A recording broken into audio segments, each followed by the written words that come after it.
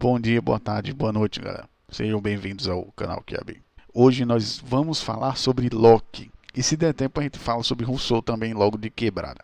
Na aula anterior a gente falou sobre Hobbes, contrato social e as ideias dele. Hoje a gente vai falar sobre um liberalzinho chamado Locke, que também faz parte dos contratualistas. Só estou resumindo mesmo as aulas anteriores. Se vocês assistiram as outras aulas, vocês sabem que ele era mais liberalzinho da história aqui. O outro era chupa-bola de rei, esse aqui é liberalzinho, e o outro é o progressistinho. Aqui a gente vai ver umas ideias bem diferentes de Hobbes. A ideia de direitos naturais, como ele bota aqui, a existência e permanência dos direitos naturais, que são os limites para o rei, os limites dentro da convenção. O pacto de consentimento que se estabelece serve para preservar e consolidar os direitos naturais já existentes no estado de natureza. Aqui isso daqui já é uma coisa, isso aqui já é uma diferença mais do que marcante na história dos contratualistas, porque aqui ele fala do justnaturalismo, que existem direitos dentro do estado de natureza que não precisa você dizer que existem, porque eles são obviamente fáceis de você deduzir, são evidentes, essa é a palavra correta, são autoevidentes dentro do estado de natureza. Então o convênio é firmado no intuito de resguardar a emersão e generalização do conflito. Ele está dizendo que para não ter conflitos maiores, existe um consenso de um terceiro mediador. Através desse contrato, através do contrato, os indivíduos dão seu consentimento unânime para a entrada no estado civil. Posteriormente, para a formação do governo, quando então se assume o princípio da maioria. Então aqui a gente já vê que só essa parte aqui já é extremamente diferente de Hobbes, porque aqui não é a vontade do rei nem o medo de se fuder, mas aqui é uma questão de organização.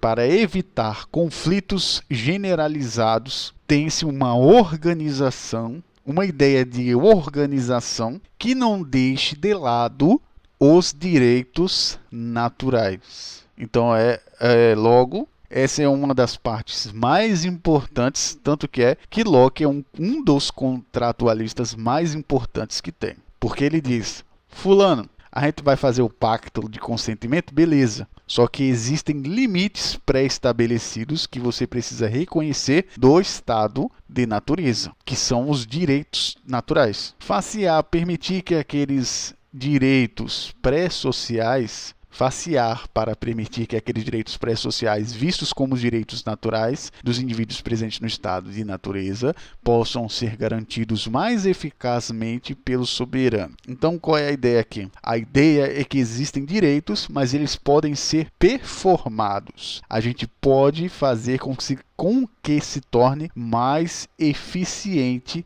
o exercício de certos direitos, mais organizado. Quando a gente faz um cálculo, o que a gente faz primeiro? Primeiro a gente organiza a conta. Depois que a gente organiza a conta, aí vem o trabalho de modelagem, que é quando a gente bota a matemática e a realidade juntas. Isso aqui que eu estou dizendo é um simples exemplo de como o estado de natureza, ele era dotado, eu não diria que era desorganizado, porque não era tão desorganizado assim. Mas a ideia era que fosse mais eficiente a partir de institutos legais. Então a ideia era ser mais eficiente criando um Estado. Aí aqui ele diz, o conteúdo do contrato social será constituído pelo conjunto de direitos naturais presentes no Estado natural, aos quais irão traçar limites do poder do soberano no Estado civil. Ou seja, ele está limitando o poder do rei. Isso aqui, Locke, ele era muito perigoso para o rei.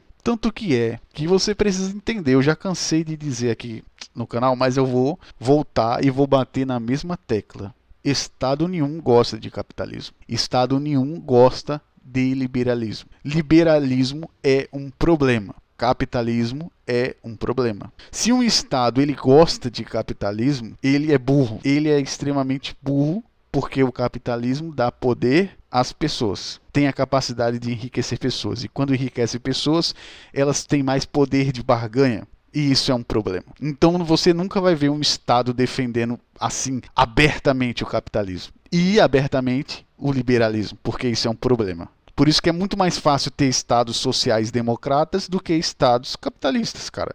Porque é um problema, pô. Você vai fazer problema, vai trazer problema para a sua estrutura, caceta. Isso é burrice. E o Estado não é burro, cara. Tanto que é que os iluministas, eles eram respeitados, mas eles eram respeitados porque tinha como sugar as ideias dos iluministas. Então eles eram usados para os propósitos lá e depois eles foram descartados. Porque claramente essa ideia aqui de princípio de maioria, consentimento unânime, direitos naturais, isso para o rei é uma blasfêmia, mano. Isso aqui. O rei só relevava isso por um motivo. O motivo era o poder eclesiástico. E ele precisava de um poder legal para ele conseguir se manter no poder. E era isso que os contratualistas davam para o rei, para o Estado absolutista. Que depois virou o Estado mais iluminista, mais liberal, que virou um problema. Pode-se dizer, portanto, na teoria lockeana, se esboça o quadro primário do individualismo liberal, assentado em uma sociedade não conflituosa, cuja formação de organização estará limitada pelo conjunto de direitos pré-sociais e políticos já presentes no estado natural, e cuja a positivação no estado civil permitirá não apenas o seu reforço, como também estabelecer os limites do Estado. E devo lembrar aqui que o Lênio Streck botou a ideia do liberal como uma sociedade não conflituosa, quando na verdade ele mesmo aqui já está se contradizendo, porque se a ideia principal do liberalismo ele era não deixar o conflito se tornar generalizado, então como pode existir uma sociedade não conflituosa a partir do Estado civil? Se a ideia é que não generalizar o conflito. Ou seja, está dizendo que virou a sociedade perfeita, quando na verdade o que Locke ele dizia é que não poderia o conflito se tornar mais extenso de como era no estado de natureza. Então aqui é uma ideia de organização dos conflitos. Então só esse adendo aqui dessa parte. A única maneira pela qual uma pessoa qualquer pode abdicar de sua liberdade, aqui é um ponto extremamente importante, porque o Locke ele falava sobre a liberdade. Você está deixando de lado sua liberdade natural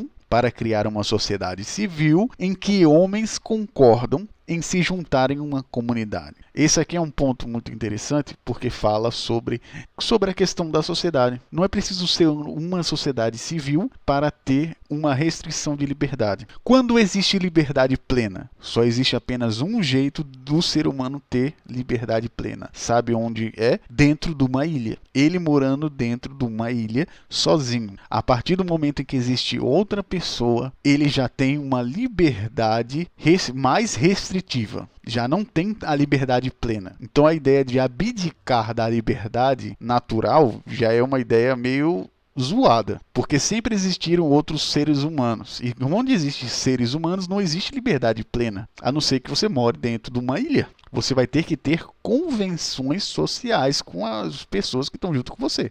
Não necessariamente uma comunidade é preciso ser criada quando existem mais pessoas, mas é preciso existir lá, vamos dizer, convenções que são meio que imediatas, que você sabe. Aí aqui tem outro ponto importante, que é a construção da comunidade para viver em conforto, segurança e em paz, pacificamente, com as outras pessoas, que era para ser a ideia inicial, mas a gente sabe que isso não acontece de verdade. Num gozo seguro de suas propriedades com maior segurança contra aqueles que dela não fazem parte. Aí vem uma questão. Todo mundo fala que a propriedade é algo ruim, mas não falam sobre de onde é que veio essa propriedade. Qual é a origem dessa propriedade? Isso daí é uma coisa que dificilmente vão falar. Só vão falar da propriedade em si. O cara foi lá e cercou a terra e disse que era dele. Só vão falar isso, mas não vão dizer o porquê que ele fez aquilo. Qual é o intuito daquilo que ele fez? Como é que ele conseguiu aquela propriedade? Primeira coisa, será que foi um negócio? Também tem isso. Dele ter dado 3 vaquinhas, como era antigamente. Eu dou 3 vaquinhas pro cara no seu terreno aí. E aí, bora? Trocava. Antigamente tinha esse negócio de escambo. Aí significa que o cara trocou 3 vaquinhas num terreno e não pode cercar e dizer que é dele. Então existe esse contexto também. Não existe só o contexto de que ele roubou a terra. Cada caso, um caso. Meu avô, por exemplo. Ele era um dos caras mais ricos do Nordeste. ele já foi um dos caras mais ricos do Nordeste. Perdeu tudo em jogo. Perdeu todas as propriedades dele em jogo. Aí é justo eu chegar para você e dizer: ah, as propriedades são minhas, sendo que ele perdeu em jogo? A propriedade é nós, mano. É certo isso? Sendo que ele apostou a porra das terras que ele tinha. Gastava tudo em jogo. Eu tô falando isso daí para vocês saberem que existe um contexto. Para tudo existe um contexto. Não é só você chegar e dizer, a partir do momento que o cara cercou assim tal, agora é nós. É nós, aí os outros deixaram porque era burro. Não é tão simples assim. Então Locke tinha um duplo contrato, segundo a visão dele, de associação e o de submissão ao poder político que é criado. A gente tem submissão ao Estado, mas a gente não pode deixar que ele viole os direitos naturais. Então isso aqui é um ponto muito interessante. O duplo contrato, ele fala sobre associação das pessoas se juntarem, chegarem a um senso comum de obedecer um poder político, desde que ele não extravase os limites. Então vocês estão vendo que Locke é extremamente perigoso. Porque aí estamos falando do quê? Legitimidade. Então ele é legítimo desde que não viole os direitos naturais. E é daqui que nasce o poder subscrito àquela esfera de interesses pré-sociais. Aqui ele está falando sobre os interesses. Quando fala sobre pré-sociais, ele fala sobre coisas antes da sociedade. Então, quando a gente está no estado natural, existem interesses, mas quando a gente vai entrar no estado civil, existem interesses pré-sociais, que são para se ter uma sociedade saudável, que é diferente da parte natural, do estado natural. Então aqui a gente vai ter interesses dentro de uma sociedade civil. Aí muda o patamar da coisa. É isso que ele está querendo dizer aqui. Então nós temos a lei, a legalidade, a gente tem o juízo imparcial. A gente vai ver aqui aquilo que eu já falei em aulas anteriores, que é a questão da segurança jurídica, a questão do juiz natural. Não existia essa ideia de juiz natural tão forte, mas só que a gente tinha o começo da ideia do devido processo legal. Cara, o devido processo legal é uma das coisas mais importantes dentro de um Estado. É o que difere o que é uma democracia e o que é uma ditadura.